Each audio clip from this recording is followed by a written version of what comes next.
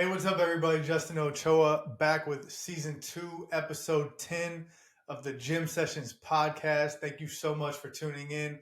Today we have on special guest Max Landis. I know you guys are going to love this one. Make sure you follow on social media. Make sure you give this feedback on whatever platform you're listening to. And again, thank you for joining us. Enjoy the show.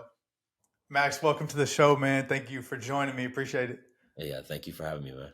Yeah, I'm excited about this one. I was telling you before the show, I don't have an outline or any direction where this is going to go, but I know between us, we could probably figure out an hour worth of conversation with your story and your background. So it should be great. For sure. So let's jump right off and just get your current situation, your current status, kind of out of the way.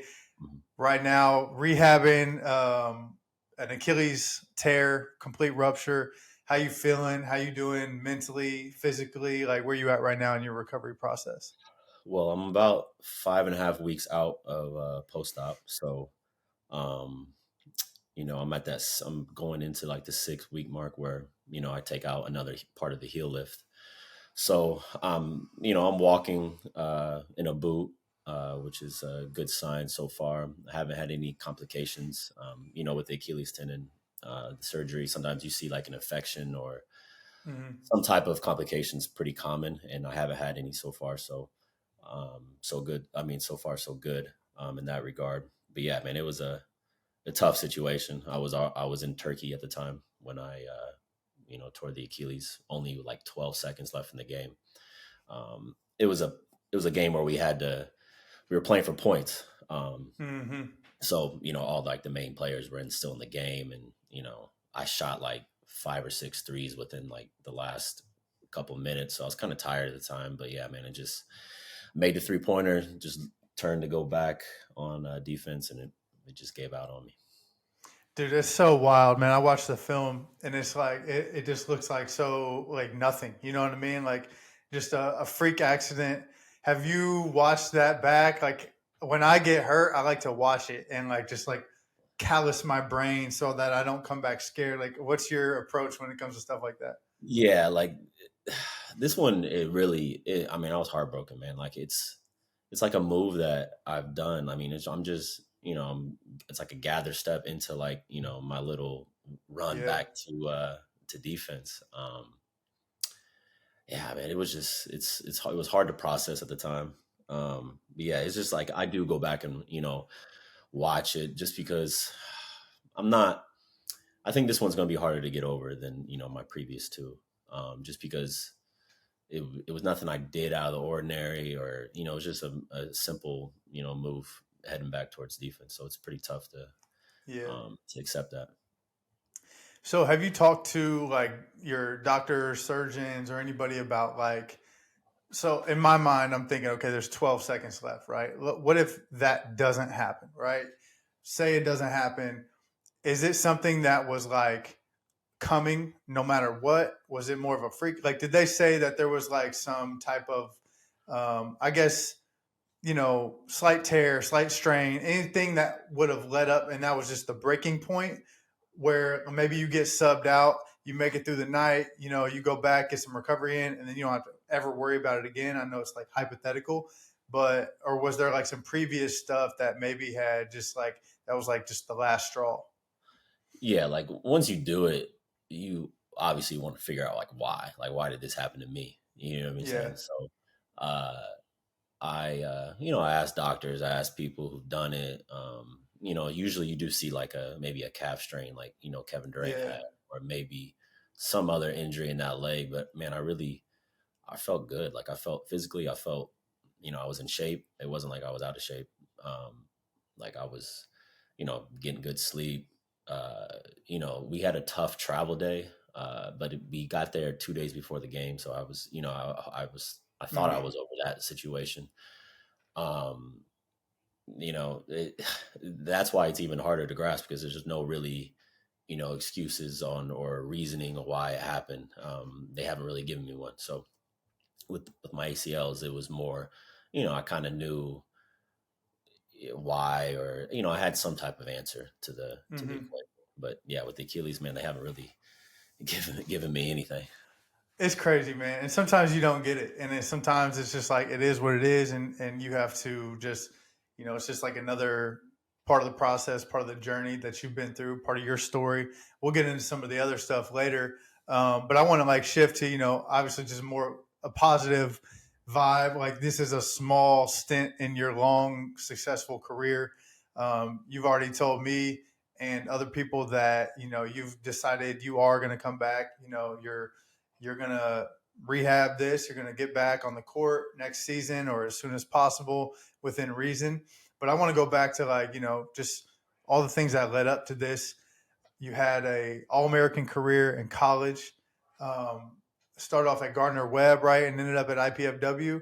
Correct. Talk Yep. about just like your recruitment process, your college selection, all the things that led up to getting you into those situations.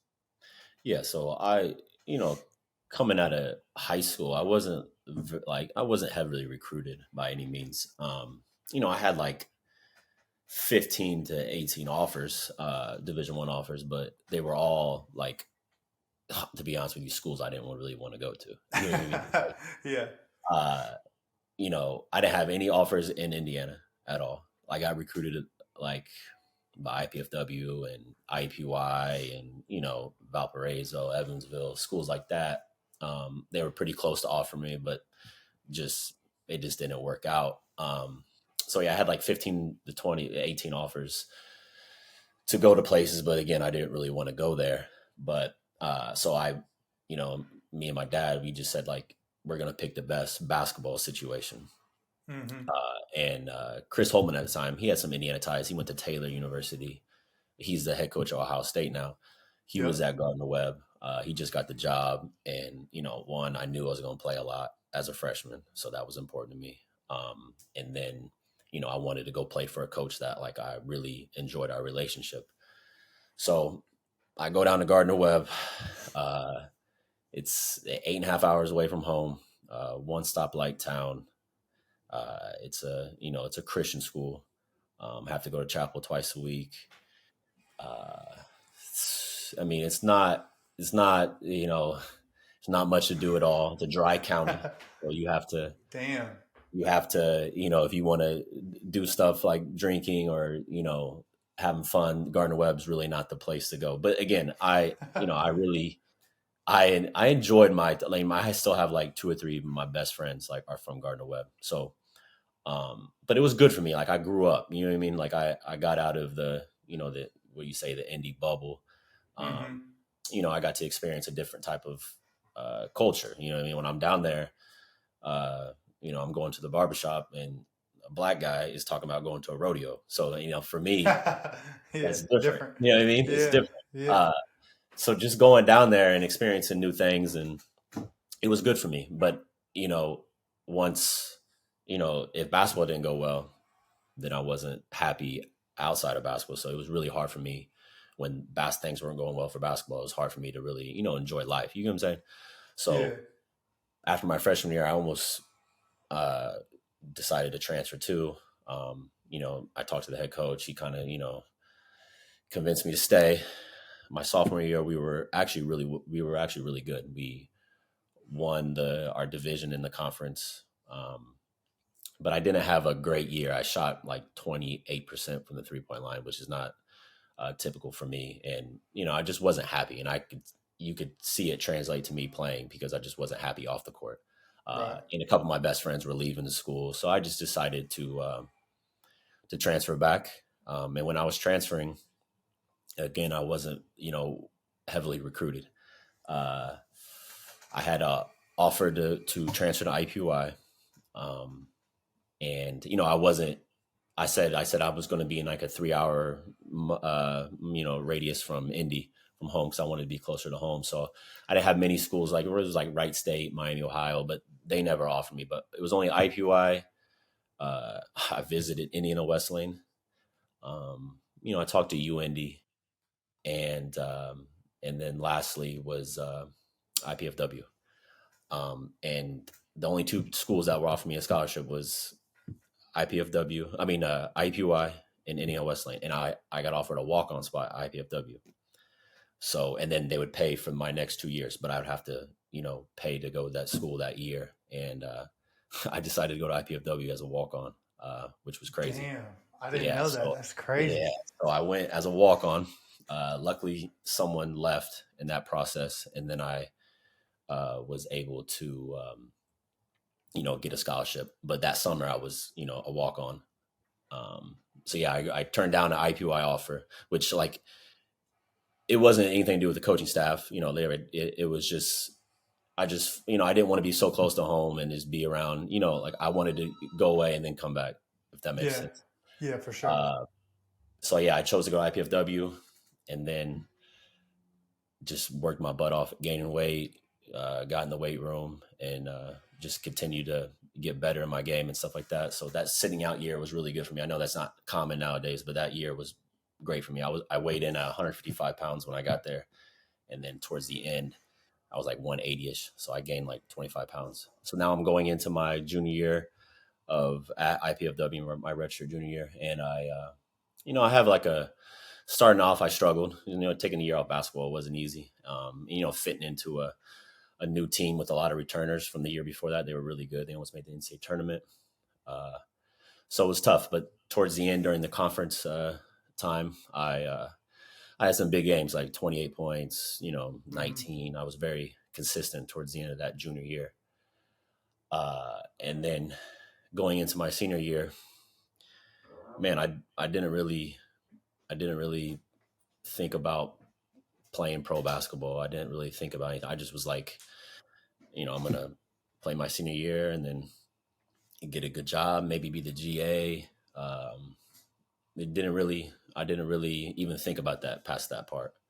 Mm. Um, and I didn't have really many expectations. Like I thought I would average like, 10, 12 points a game, maybe be second team all conference or, something of that nature. I just wanted to contribute to the team and I was happy. So going into my senior year, again, not many expectations. We start off the season well. I'm playing well. And we also had, Mo Evans. He played at Cathedral also. Yeah, yeah, yep. We were really good. And then we had John Conchar at the 3, who plays for the Grizzlies now. We had Brent Calhoun, who played at Warren also. I remember him. Yeah. Yeah, and then we had Joe Reed, who played at Center Grove. So we had a good group of like indie guys. And we were picked like 6th or 7th in the conference because we were losing so many pieces the year before. But we started off really well. And we were like 12-4 at the time, maybe going into conference. And Mo unfortunately was ineligible for the next semester. And at the time, he was averaging like 17 or 18 points, and I was probably around like 14 or 15. And once he went out, like obviously that put more pressure on other people, myself and other people also. And from then on, man, I would just like I always knew I could do something like this, but I just didn't really expect it, if that makes sense. I just Yeah. I knew I had it in me. It just took the right coach and the right system to really bring it out of me. And man, I had games where I had 44. I was 19 points per game. We were number one. We were first in the conference. Ended up being player of the year, like you said, an All-American, academic All-American. I'm not academic, an All-American honorable mention. And so, yeah, man, it was a wild senior year. Yeah, so then that puts you on the map, right? And then you're like going into your post grad career, basically like, okay, I went in this year not really knowing what to expect. Am I going to Yeah, play after this, whatever? yeah. And Like now towards it's the end like of you my don't even senior have a year, choice. yeah, like towards the end of my senior year, there was like, there would be some scouts, like some like the Pacers, like the Mad Ants. They would be at the games, And then all of a sudden, like my coach is telling me like, hey, like the Celtics and Magic are here, and I'm just like, man, I don't think they're looking at me. Like I'm a 6'1" white guard, mainly a shooting guard. Um, so and then I had a bunch of agents like hitting me up, like even before the season was over, and like I just didn't really have any. I wasn't like dead set on playing after, so I was like, man, this is cool, but like I'm not. I don't really know if I'm gonna be playing afterwards. But man, I had so much. hype around like, my shooting percentages, the amount of threes I was making. I think I was second behind Buddy Hield. Um, we were like neck and neck at the end. And then, yeah, like I had a bunch of agents. And then afterwards, I decided on signing with Buddy Baker out of Indianapolis. And it just went from there. I had a lot of interest in Europe and ended up having 4 or 5 NBA workouts. And yeah, it was wild, man. It was a complete shock to me.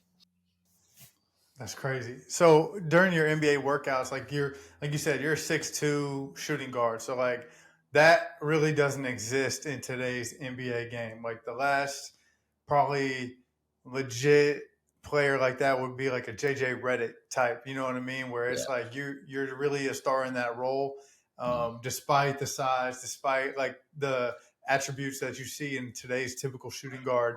So during those NBA workouts, like what are they telling you? Yeah, like mainly the most of the teams they wanted to see if I could play point guard. So, Hmm. um, obviously I'm a combo guard. I'm because of my size. Sometimes I'm labeled as a point guard or in that area. But I'm wired to score. I'm not. I don't really have a point guard feel. So they just wanted to see. My agent talked to me about this. They just wanted to see how I would play as a point guard. Like I was and how I handled pressure and how I did against length. The NBA is very, Yeah. long wingspans, etc. Um, yeah, and I wouldn't say I was technically looked at as a, NBA prospect. I think, some of those NBA workouts, they look for, like their G League teams. You know what I'm saying? Like they're Yep. focused on getting the right pieces for that or, exhibit 10s where they can, sign you to the team and then send you to the G League because they have the rights to you. And also two-way contracts and stuff like that. I think I was in that more of that range of them looking at me and for that type of position, exhibit 10s, two ways, etc. And I think the two ways weren't even they don't think they even existed then. So maybe I'm just talking out of my butt, but they they yeah, it was a great experience. I went against Pascal Siakam, uh, you know, many, many, current NBA players, and it was just a good experience overall. I struggled at times. It wasn't easy, but it was, man, I'll look back and always, cherish those moments. Yeah, for sure. So, um, after the pre-draft process, or just that summer leading up, you end up going to Belgium first, right? Yes, correct. Which is crazy because I was looking up on your just like your stats or whatever, and Jordan Walker actually just got done playing for that team that you started your career with, which is just Yeah. it's wild how many indie guys have played on the same teams over the years, whether it be at the same time or different times. It's just like people don't realize how many hoopers really come from here. Yeah, no, Like, they have no idea, and like and I it's insane. yeah, I talked to Jordan about going before going there. Yeah, but it's yeah, like if you're from Indy, I feel like there's so many people. Like I find like new guys. I'm looking on Eurobasket and I'm looking at like who scored a bunch of points in this game, and it's he's from India or he's from Indiana. I'm Yeah, just like, man, yeah, it's I didn't crazy. even know he was. I didn't know. So I Yeah, think that having that community, it's easy to like say I'm going to another team and like I know that so and so played there. It's easy to get information about the club.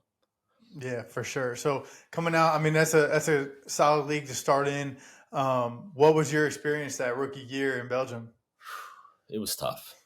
Coming out, like I had a lot of interest just because of my ability to shoot the basketball, and Yeah, going into Europe, it's a very sought after like ability to have.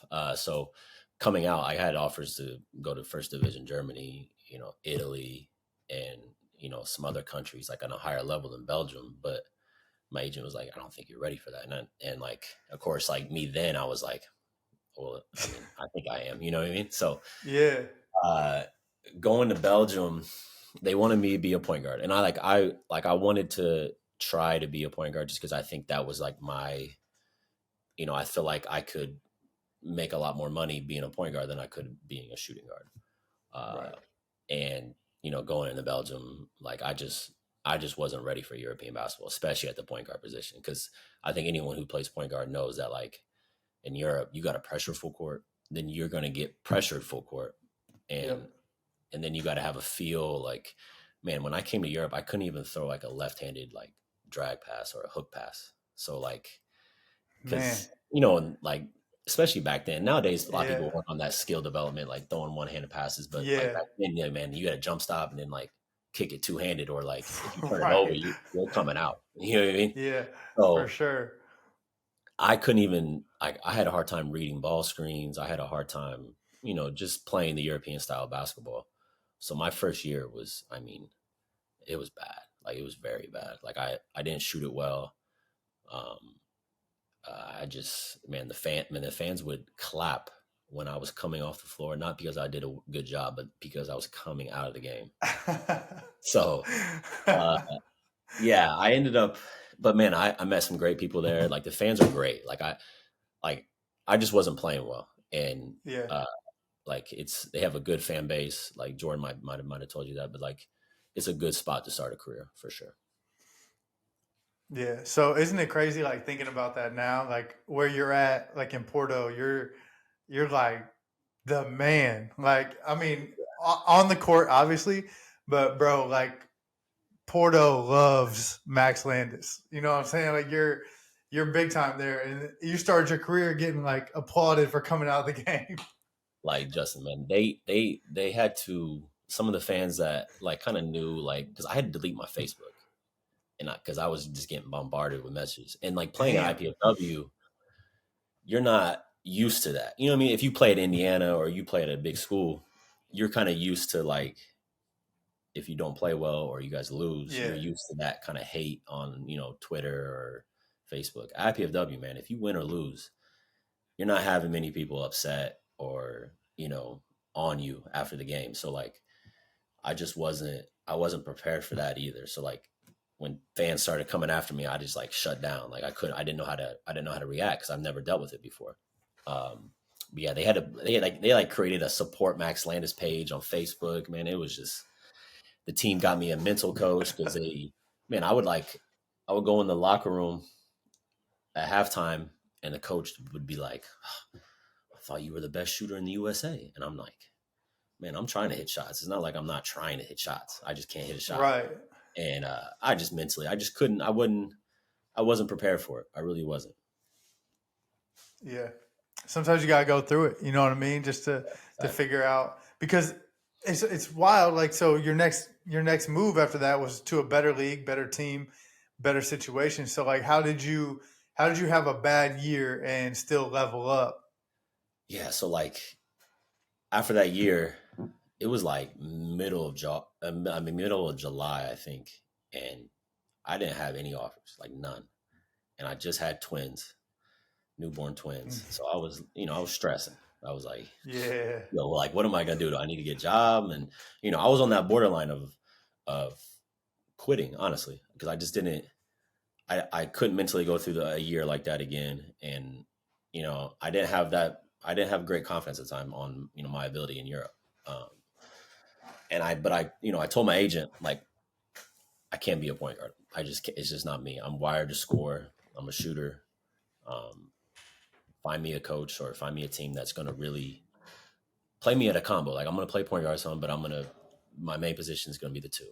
Hmm. And man, I didn't have any offers. I had offers. I remember in June I had an offer in second division Germany for like $1,500 a month. Said no to that, and then in July, this coach that offered me the year before from my college team got a job in Gießen, and that's how I basically got my job my second year off of my college career, my Yeah. senior year in college. So I got what you can say lucky in that area. But man, before that, I didn't have any offers, and people were like, "Yo, like, how did you like? Who's your agent? Like, who you with? Like, how did you?" My teammates in Belgium were like, "Man, how'd you get to Germany?" And I'm just like, I don't even know. I mean, I think it's from my senior year, but so going into that year, I was a little bit scared to get cut. You know what I mean? I wanted to go in there and make it work. And I just had the mentality then was just like, man, like if it doesn't work out, like I'm just gonna go in there and play my butt off and play hard. I don't like. I just and at the time I got 2 kids now, so I had pressure to go in there and make it work. Yeah, for sure. Did your family come with you that year in the BBL? Yeah, like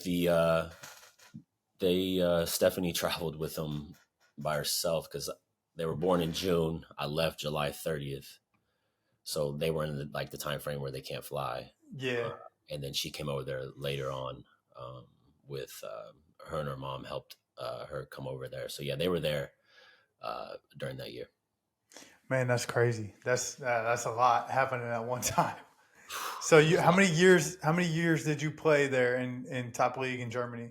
I played there for 2 seasons. Gotcha. First year, I it was a good year, and then we liked it, and I enjoyed the coach, and man, he was big on giving people confidence, so it fit my game perfectly.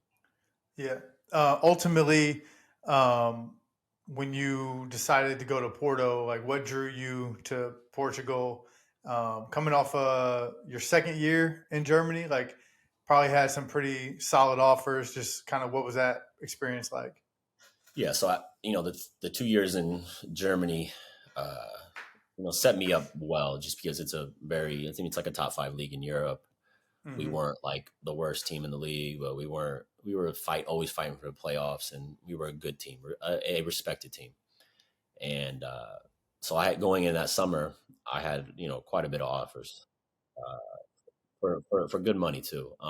And but I was telling my agent at that point, I wanted my kids are getting around the 2 to 3 years old, and we were looking for like a home type of thing in Europe, and my kids were a little bit slower in developing their language, so it was important for me to find an English school, an English speech pathologist, uh, somewhere Stephanie's going to be happy, my wife, a bigger city. And I was telling my agent all these things, and he's like, Max, you're looking for a needle in a haystack, man. Like, I don't know if you're going to be able to find all that. So it's June, July-ish, and I'm getting offers and I'm turning them down. And he's like, he's getting stressed out because he's like, Max, you're passing up all these, Italy offers, Poland, to stay in Germany on different teams, uh, and then the Portuguese and the FC Porto coach called me directly. He didn't even talk to my agent. He called me directly, and man, I fell in love with the place just talking to him on the phone. And he's a reputable coach. My old coach Yeah. was reputable. He coached the national team in Spain, and man, and we found the needle in the haystack with FC Porto for sure. Man, that's crazy. Yeah, your kids go to school there, right? Like it's Yeah, like pretty much home. they're in a British school, so it's all English, and man, they love it. They got their own friends now. They're in sports. Like they're really just this. It's like being in the U.S. Honestly, uh, Yeah. for them. So when you got to Porto, I'm trying to kind of put the timeline together, like when we met. Um, your first season there, was that the off season that we met, or was it a couple years Yes, down the line? yes. That was the year COVID hit, 2019, Mm, 2020, yeah. and I tore my ACL in practice in like I think it was December's area. We were 10-0 I think at the time. I was playing really well, and yeah, and then I got surgery, did my rehab there for a little bit, and then when COVID hit, obviously all the Americans left Europe, most of them, and that's how we met. You were I can say this now. You were like the only gym open in India Yeah, during COVID yeah. area. We were No, but on the I low. saw. Had to go in Yeah, the back door. yeah. So, but yeah, the back door that was hilarious. But yeah, I've seen your stuff before. Then with John Murray and some other guys that you trained. Yeah, man, we hit it off from there. Yeah, that was fun. Those are some fun times we had, bro. Like just Taylor, you, Ryan. Like Ryan was coming back from working at like a bank or something. He wasn't even hooping. You guys just coerced him into playing. Like, bro, you're 6'5" and you shoot 40% from the three. You need to be playing. Exactly, man. Those times when we were going there like 6 a.m., 7 a.m. because we had to go there early because Ryan had to go to work right Yeah. after. And man, he was so out of shape. But man, like me Yeah. and TB were just drilling him on how, like, dude, you gotta, like, you're 6'6", you're 20, what, at 6 at the time, like, what are Yeah. you doing? You know what I mean? So I love it. I love it. And now he's still playing. He's still playing in Portugal, right? yeah, he played in France, and then I hooked him up with my agent, and then he signed in Portugal. He's been playing in Portugal the last 2 years, so it's been cool to see his little comeback. That's dope, man. So, yeah, that was good, man. We got some good training in. We've been like on and off over the years. You know what I mean? Like I know your schedule is crazy, but you've had like a streak, not consecutively, but you've hit some road bumps, kind of like we started off talking about with the Achilles, but ended up tearing your other ACL, and then couple years later, I think this Achilles. Where like where do you go like mentally when some of this stuff happens and you just like you got to get back? You know what I mean? Because I think a lot of times like people who go through these, you've done the two most severe injuries. You know what I Yeah, mean? And it's like it hasn't killed you. Like this will kill a lot of people. How do you get back? Like what's your mindset? Like what's your the mental part of this stuff? yeah. I think, man, the first ACL, it was kind of like, I was still younger, and I've been through some. I had two knee surgeries before that, but they were minor ones, just scopes.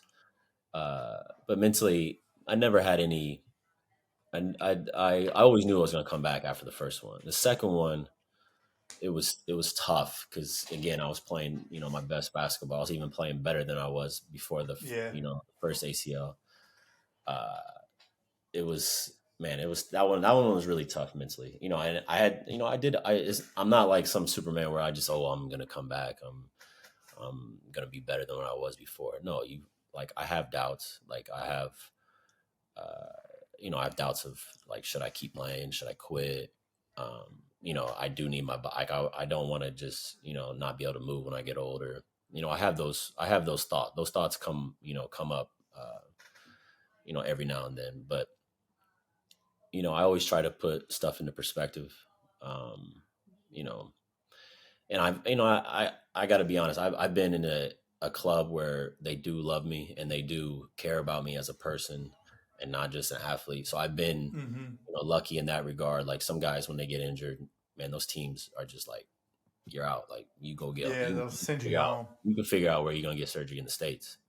Uh, and I've been lucky, and fortunately, I've had contracts for years after my injuries, where, like, I was Yeah. comfortable getting rehab. You know what I mean? Not everyone has that luxury. You know what I'm saying? And I think it Yep. might have been differently.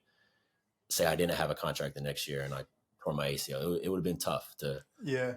have that motivation to keep working. But mentally, I've come a long way mentally too. I've had my struggles for sure on playing and fear of injury and stuff like that.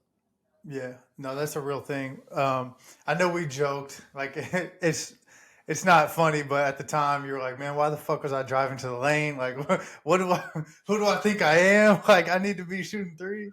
do you, do you find like some of the humor in it? Like, obviously it's not something to be taken lightly, but do you try to find like positive stuff and just kind of, get through it that way? Yeah, like that. My second ACL, like, I had like at least three people wide open, and I'm just like driving in there like a psycho. You know what I mean? And it's just like, that's who I am though. Like, I'm like, I've always had to play like extra hard because I'm not the biggest, I'm not the strongest. Like, you know what I mean? So, like, I was brought up as like, you got to play with your chip on your shoulder all the time, and like Yeah. that's gotten me in trouble at times. So yeah, like, I find some humor in it. Like, I tell like our physical trainers now, like, oh man, they need to hang my jersey up in the training room. You know what I mean? The Like, medical staff. yeah, like, or like, I can be a physical trainer after this, or a knee specialist. Just, yeah, I try to Yeah. find humor in it. But yeah, it's tough at times. Yeah. I already know, man. I've the injury stuff is tough because it's like like life has to go on. You know what I mean? But you're also like struggling and mentally and physically that whole time. And you've been lucky enough to I shouldn't say lucky. You've earned the fact that you've been re-signed by the same team multiple times, and they, like you said, they take good care of you. You're on a 2-year deal now, I believe, right? So you're signed Yes. throughout what 2025 or something like that. Yes, 2025. That's what's up. So, what's your? We'll go back to kind of like how we started. The Achilles rehab. What's your goal? Like your timeline? Do you want to play at the start of next season, or are you kind of just like I'm just going to be ready when I'm ready? Hey guys, taking a quick break from the show to give a special shout out and a thank you to the sponsor of today's episode, which is Vitruve. Now, if you've ever been in my gym, you train with me, or you visited the gym, you see this attached to every single bar. Vitruve is the gold standard for VBT units, in my opinion. Accurate, reliable data. We're attaching it to every single lift that we do. We're getting bar speed metrics, power, force, range of motion. We're able to consolidate all that data, manage it, and then help our athletes get the most precise results possible. So, again, Vitruve, second to none. I stand by it.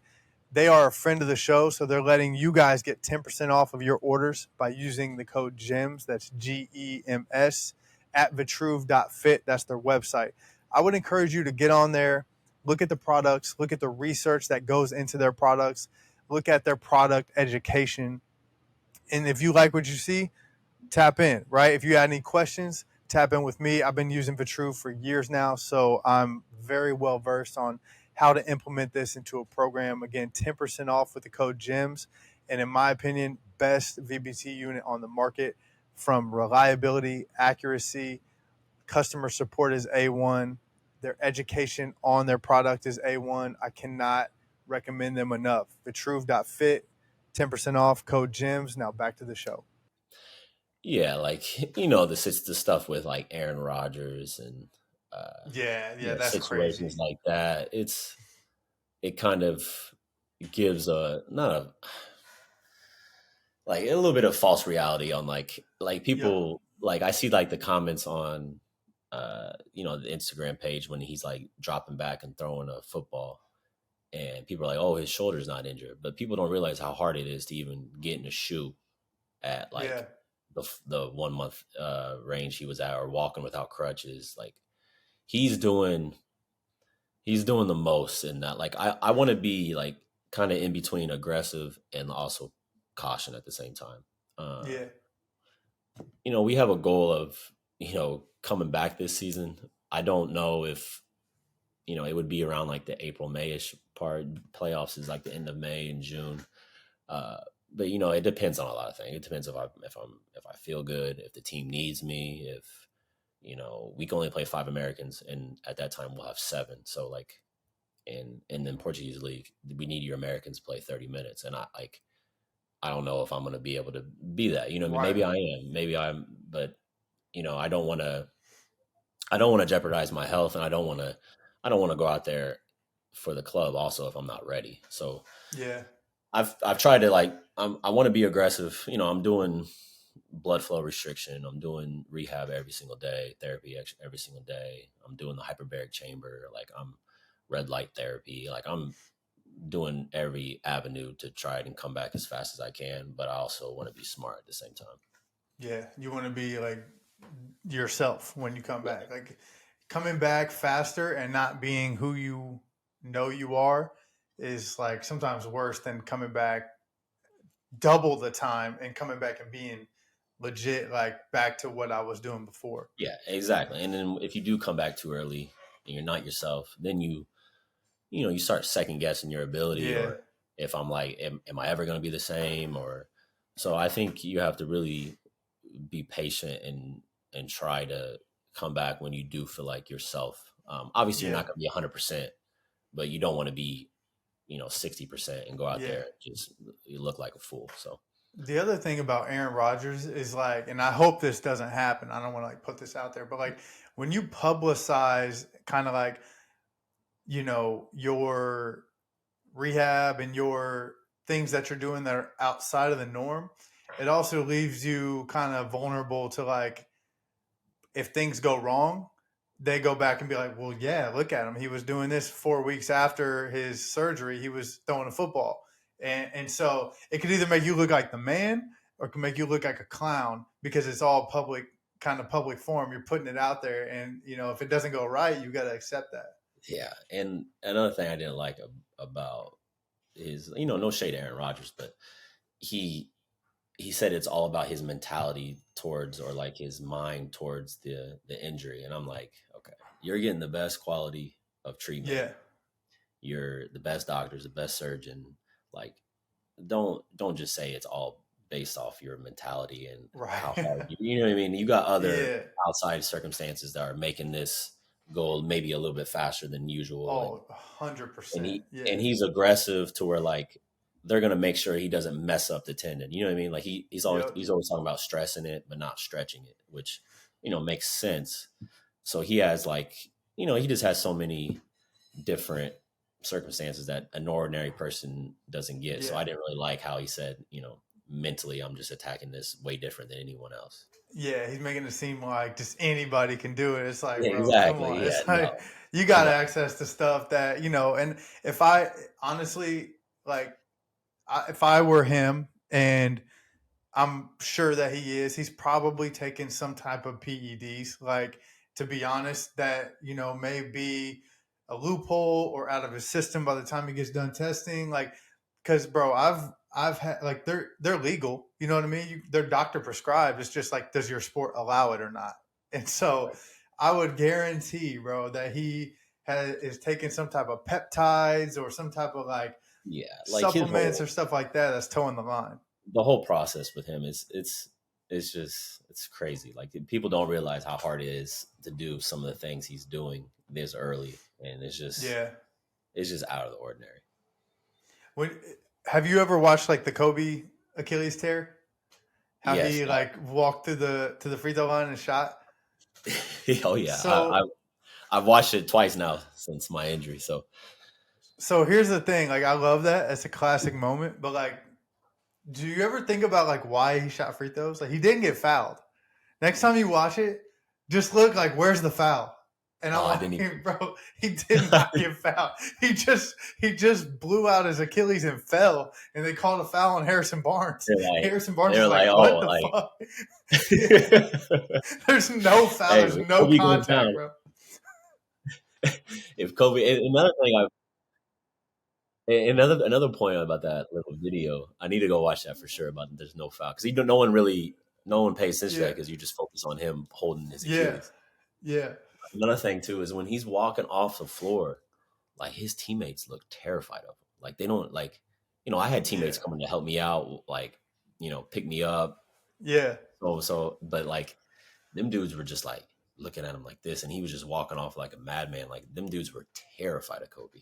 yeah. I did read some stuff. Now Kobe talking about his mentality, I think is a little bit more like usable than like an Aaron Rodgers, but he was saying it was either him or his doctor or trainer or somebody saying the reason he shot the free throw was like that was like the day one of his rehab. He was like, I want to get back to the free throw line, so if I shoot this, that's gonna help me like remember like what I want to get back to. He was like Mhm. that was the first day of my rehab before surgery, before anything. He was like that locked me in to get back because he was kind of older too. You know, he could have walked away. He was like, you know what Yeah, I he mean, was 25. solidified one of Yeah, the goats. Like so, I thought that was cool. Just a little mentality thing. You know, just saying like, you know, even if he misses it, even if he tries and it just buckles, at least he went up there and it was like, this is what I want to get back to. So this is why I got my mind set on. yeah, for sure. And watching that documentary, you know, like Kobe's like that. Like he's mentally Yeah. a freak, man. He just work, work, work, work. And you know, what's funny is that Aaron Rodgers and him actually have the same surgeon. So, Mm-hmm. but Kobe actually came back, I think around like 8.5, 8 months, and that was early for that time For period. You know, then. Yeah. some now are like 6 months. You know, you see some football players coming back.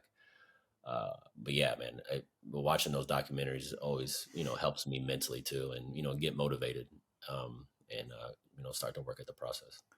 Yeah.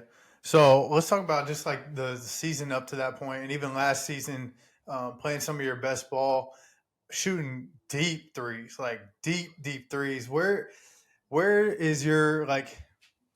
So your development, I would say, like you're old school. You know what I mean? You're like a hard nosed guy, work ethic there, chip on your shoulder. Like where does your how did you develop that jump shot over the years, especially like, as a younger kid? Yeah, I think just growing up, like my dad was very involved in my development. Growing up, I started playing AAU at like second grade, and back then that was like unheard of. Hmm. Nowadays it's they got Yeah, rankings. now they got Yeah. rankings for second grade. So I started playing with Red Taylor. He used to be like the Municipal Gardens, like Yep. the kind of the runner of that. And like back in the day, like he always had like the best kids. He won like 20 something national championships. So he was a big influence on me at the beginning. Um, and then, just I would go like I would my dad loves to hoop. He still hoops like right now. He travels and like plays in AU tournaments for like That's 60-year olds. awesome. Yeah. I So need he that. I need yeah. that. Yeah, exactly. Uh, so he's very involved in hoops. So he used to go play, open gyms at Perry Meridian High School at 6 a.m. And I would always go. So, you know, waking up at 6 a.m., he would play, and then afterwards I would shoot, or they let me play maybe like the last couple of games when no one wants to play anymore. So just growing up in the gym, and then man, like in high school, the shooting machine came out, the gun. Yeah. Perry got one, and man, I would, me and my dad would go over there almost every single night until the janitor told us like, yo, it's time to leave. Um, so just growing up, I would just, he fixed my shot. Like a shot was never perfect. Hmm. And just, I worked out with, Chris Thomas, 100% hoops, and just, just my development. My dad really had a big influence on me growing up, and my shooting ability kind of came from that. So going back to like your jump shot mechanics, like what are some of your principles that you want out of your jumper? Like I think not putting the ball like in front of your face. Like I feel like the shooting motion should never cross your. Everyone has their own like shooting mechanics. Yeah. I'm not big on like changing the whole shot. Like I have some people that ask me like for advice, and I just small tweaks like making sure your arm's extended. Some people like their arm is like this when they follow through. Hmm. You know, falling throughing high instead of just straight out, so the shot is it has a little bit more arc. And there's a lot of tools nowadays. I think there's a machine that like can track Yeah. your Your your arc. arc, or whatever. And you know, I think I think everyone has their own shot. Just think it's based off reps, and I'm big on game shots too. I'm not big on like you see some people say, oh, let's get 1,000 shots up today. Like I'm not big on that. You know what I mean? Yeah. You need to have like I'm good with like 10 to 15 of the shots that you take in games, do them full speed, and I feel like it will translate to the game. 100%. I agree. Yeah, it's I've been like looking like studying people's jump shots and stuff, and you definitely have yours like what I mean, it never crosses your face. Mine, I kind of come across the middle like that. Yeah. But was that natural for you? Like now at this point in my life, like I could never change. You know what I mean? Yeah, yeah, But yeah. like, And I was do that think natural? I do think there's a time where like, okay, we're not changing your shot. Yeah, Like, for some sure. people like try to totally just change your shot, and it's just like, man, you're just wasting time because Yeah. it'll take forever. Uh, but yeah, like I used to bring it from my hip because I wasn't strong enough. I used to bring it to my hip and then come across. But my dad, because you see how Jordan Holes used to shoot, right? Like kind of Yep. like all the way cocked to the side, Yeah. and yeah, and I kind of, me and my dad, we'd always like kind of study like Ray Allen, Reggie Miller, Mm-hmm. shooters like that, and watching Jordan play. I think I was in high school, but I was young. But watching him play, and his shot was never, it would never come across his face. So like, me and my dad were always like, okay, we need to move your shot a little bit to the right. And, I kind of kept that throughout my college career and pro career. Yeah. No, that's awesome, man. Last thing I got for you before I let you get out of here, we got quick hitters, just some rapid fire Q&A here. You can go in depth as you want on these answers, or you can make one word answers. So first one, I want you to say something in Portuguese, but don't tell me what it means. For this. All right. I'm going to look it up later, or let the fans tell me. What's the best NBA comparison that you would have for yourself? Past or present? Past or present. I like to compare myself to a little bit of Jimmy Fredette. Oh, yeah. Yeah, for sure. I can see that. All-time favorite movie? I'm a big Remember the Titans fan. Yeah, that's classic. Favorite vacation spot? I would say Miami, since I'm Cuban, so Cuban, yeah. Yeah, so it's you feel at home there. For sure. What's your favorite hoop shoe of all time? Favorite hoop shoe? The new wave now is Kobe's. I did like the Kobe's back then.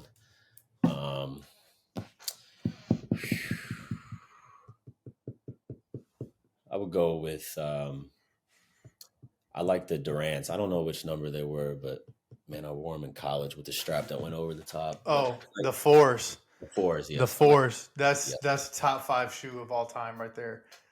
Those are fire. You there? Yeah, can you hear me?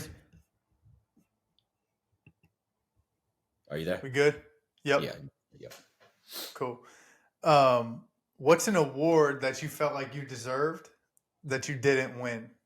Doesn't even have to be sports, just any accolade. I thought I should have been an Indiana All-Star, but I even missed school after that was announced, the next 2 days, I didn't even go to school because I was so upset about it. But yeah, that's something I wish I would have made back in the day.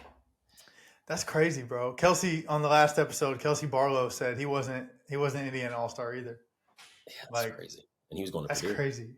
They miss a lot. They do miss a lot. That's all. We're not getting into that.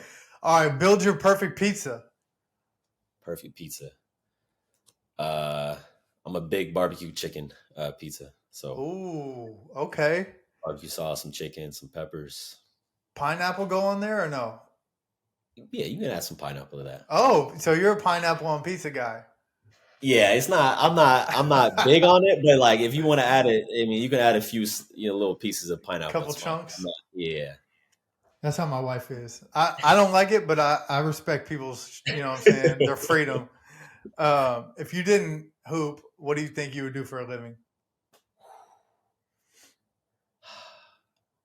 I think I would just be a typical business guy. I don't really? Think maybe in sales, maybe something like that. I don't think I can't sit in the office all day.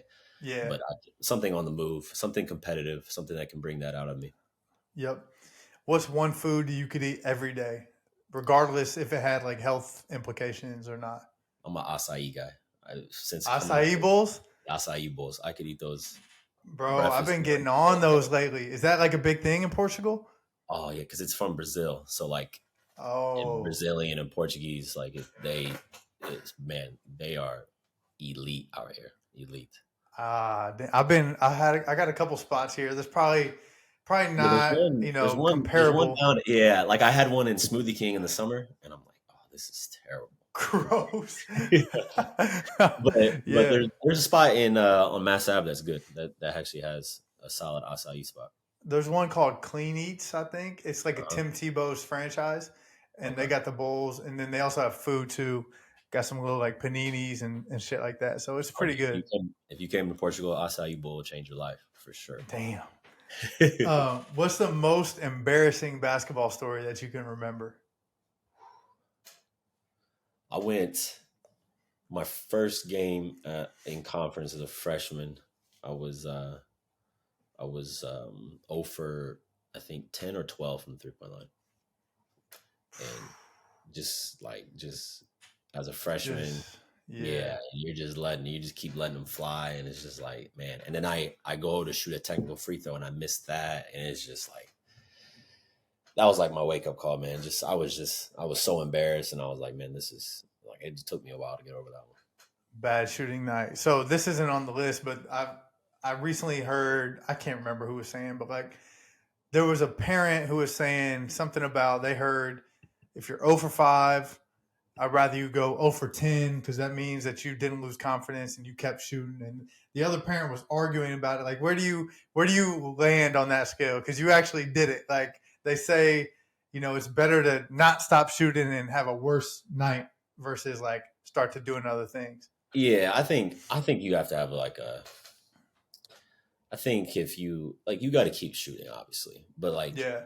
I feel like you got to reel it in it too. Sometimes you can't just be coming Right. off, you know, stagger and just letting it fly if you're over 10. You know what I mean? If you're open, you're open. But I Yeah. feel like you gotta. I've done a better job at like trying to do other things too, like getting my teammates involved. Maybe it's just spacing on the floor because like no one's gonna, even if I'm 0 for 9, no one's just gonna leave me wide open. You know what I'm Right. saying? Because it takes one shot to get you going.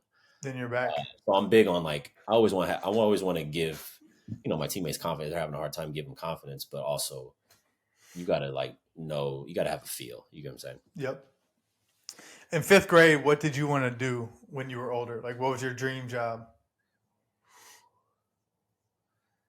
I've been all about basketball, so I would say like being a pro basketball player, but that's the easy answer. But I just always wanted to. I've always been I like helping people. So maybe like I always thought about being like in management in a basketball team or you Yeah, know and kind of in that regard. Maybe not coaching. I don't know if coaching is it, but maybe like in a management role of a sports team. for sure. Last one right here, heavy hitter. Mount Rushmore NBA players. Um, these are your favorites, not necessarily like who you think is like the GOAT or whatever. Just like top five or Top four. top four. Mount Rushmore. Okay, I got you. I'm going LeBron. I'm going Shaq. Not in any order. LeBron, obviously Jordan, Yep. and um, I'm gonna go with Steph Curry. I love that. Steph Curry, definitely. He's Yeah, definitely on mine. He's um, he's changed the game. yeah, he's changed the game, and I'm tired of people saying like he's not. Hey, it's 1A, 1B with him and Magic. Like, there's no Oh yeah, he's like, insane. yeah, like there's no. I don't. I think he's top 10 all time. Like, I think he's like just people just don't give him enough credit just because I just think they. I don't know. He always gets a little hate for some reason. I don't know why, Yeah, but I uh, don't know why either. It's very odd to me. yeah, like I don't know. It's just because he's like considered just a shooter or like Right.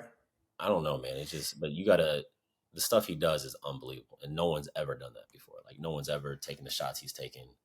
No one's ever you know he's been winning. It's not like he's been on a bad team either. Yeah. So Yep. uh, yeah, he's up there for sure. MJ, Bron, Shaq, and Steph. That's a tough four to Yep. beat right there. That's what's up, man. So that's all I got for you today. Before I let you get out of here, tell the people kind of where they can find you, what your social media handles are, and that good stuff. Yeah, I'm on Instagram and Twitter. It's both just my name, Max Landis. So you can find me on there. My Twitter sometimes can be a little wild just because of the Portuguese fan base with the Yeah, rivalry. that's So awesome. yeah, but thank you for having me, man. I really appreciate it and enjoyed it. Yeah, man. Great catching up with you. I wish you a speedy recovery. Can't wait to see you back out there on the court, bro. All right, bet. Thank you, man. And that was another episode of the Gym Sessions podcast. Thank you to Max for joining us.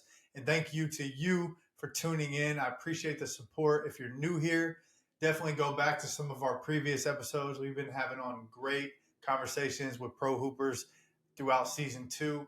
If you're a returning listener, continual supporter, thank you so much for your support. This show continues to grow because of you guys. So if you can do me a favor before you go, make sure you leave this feedback, review it, rate it, whatever you got to do. Help us continue to grow the show. We'll see you guys next week with episode 11 of season 2. Thanks.